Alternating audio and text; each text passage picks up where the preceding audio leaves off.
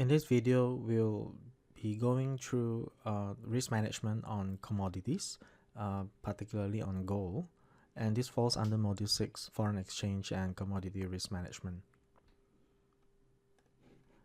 Now, in terms of gold risk management, so for gold mining companies or gold producers, okay, the main risk that they face is falling gold price, which affects their revenue, a rising AUD, which leads to lower demand in gold, as gold is normally priced in US dollar, and also rising production costs. All these will affect their earnings, okay, if these risks were left unhedged. Now, what can they do?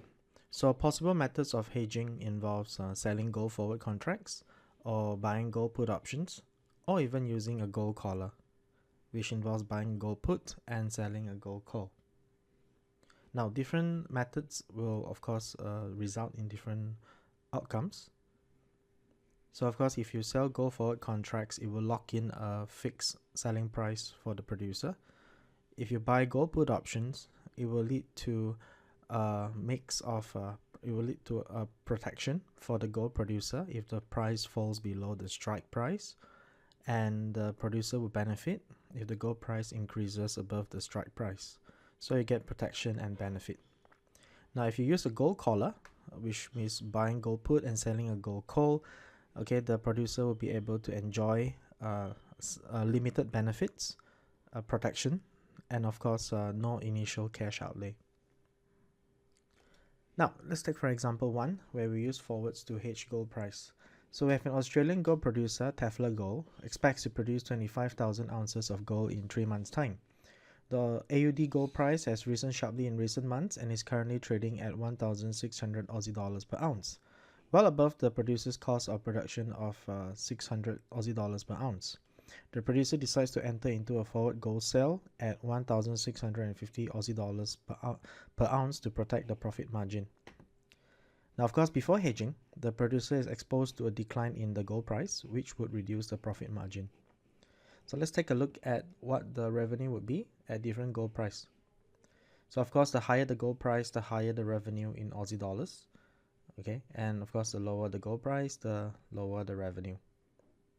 So to get the revenue, you will just take 25,000 multiplied by the gold price. Now, with the gold forward contract, the revenue will be locked in at a price of 1,650 multiplied by 25,000 ounces, which is about $41.25 million. That will be a lock-in revenue, and the producer will not have to worry about the gold price 3 months from now. The profit locked in by the producer will then be $1,050 per ounce after deducting the cost of production. Now, example 2, where the producer can use put options to hedge the gold price with the same information, but this time the producer will buy a 3-month gold put option with an exercise price of $1,550 per ounce at a premium of $15 per ounce. So with that, let's say if the gold spot price 3 months later is 1,400 Aussie dollars, then the spot selling price will be 1,400 plus the put option payoff, which should be exercised. So the producer gets 150, and minus the option premium of $15, the net selling price would be $1,535. Now, if you deduct the production cost, then the profit margin per ounce will be $935. So of course, on the chart, this is how the payoff will look like. The orange dotted line will be the selling price based on the spot price if there were no options, and the blue line here is the hedge position if there was option used in this case. So what we will expect is that if the price drops below 1,550, the producer will have a fixed selling price, a minimum selling price. But if the price of the gold increases above 1,550, then the producer enjoys a higher selling price. So that's the impact of using put options. Now, of course, let's use another number to illustrate. What if 3 months later the spot price drop further, instead of 1,004, let's say it's now 1,003. So we should expect the selling price to still be the same as the previous case. So let's take a look. So the spot selling price is 1,003. The put option is exercised, okay, to get so the producer receives $250. Okay, then you minus the option premium $15, so we are still back to 1,535. Okay, for selling price, and minus 600 production costs, your profit per ounce will be $935. So in other words, the producer secures a minimum profit per ounce of $935. And of course, if you multiply that by 25,000, so there's about there's a minimum profit of $23.38 million. Now, what if the price went up? So if the price went up to 1,007, in this case, the spot selling price will be 1,007. The option will not be exercised in this case. It will be out of the money, but we still need to minus the option premium. So the net selling price will be 1,685. Then minus the production cost, the profit per ounce will be $1,085, which is now higher and higher, much higher than what we had previously. So you will see that along this blue line, the producer will be able to enjoy the benefit of a higher selling price, and at the same time, they are protected with a minimum selling price if the price drops below the exercise price. So that's how the put option can be used, okay, as a hedge for the gold producer. Now in example 3, we'll see how the gold producer can use collars to hedge the gold price. So with the same information again, the producer buys this time buys the 3-month gold put option. Exercise price is 1,550 per ounce, and sells a 3-month gold call option with an exercise price of $1,650 per ounce. Now assume that both options have the same premium, so this will net off and give us a zero cost collar or a new premium collar. Now assume that the gold price 3 months later will be $1,400, which is below the strike of the put option.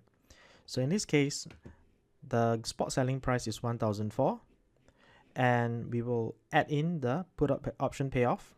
So the put option will be exercised and you get 150, okay, minus the call option payoff, which is 0, it's not exercised. Okay, so your net selling price will be 1,550. Take note that the premium has netted off, so there will be no net premium here, it's 0. Then you minus the production cost of $600, then your profit per ounce will be $950. So what we will expect the payoff to be with this collar structure is it will secure a range, a minimum selling price and a maximum selling price for the producer. And of course, in between these two strike prices, the producer will enjoy a benefit of a higher selling price, but only up to 1,650. Now let's look at another example. What if the price had been 1,570, somewhere in between the two strike prices? Then the spot selling price will be 1,570. The put option and the call option will not give any payoff here as they cannot be exercised. The net selling price is 1,570 minus the production cost of 600. The profit per ounce will be $970. Okay, so it's somewhere in between here. So it's slightly higher than the previous example. Now, what if the price now goes up to 1,700, which is above the strike price of the call? So the spot selling price will be 1,007. The put option cannot be exercised as the price is above the strike of the put, but this time the call option can be exercised, but it will be exercised by the buyer, not the producer in this case. So with the call option being exercised, the producer will have to pay 1,007 minus 1,650, so that will be $50. So the net amount here will be 1,650. That's a net selling price minus the production cost. It comes up to 1,050. So anything beyond 1,650, the selling price will be capped at 1,050. And if the gold spot price drops below 1,550, there will be a floor of 1,500.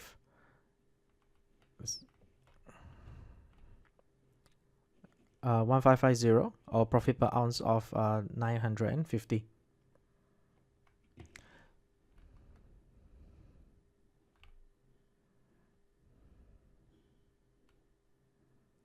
So that ends our session on gold risk management. So although we only focus on gold, but this can also be applied to other commodities where forward contracts, options, and are available.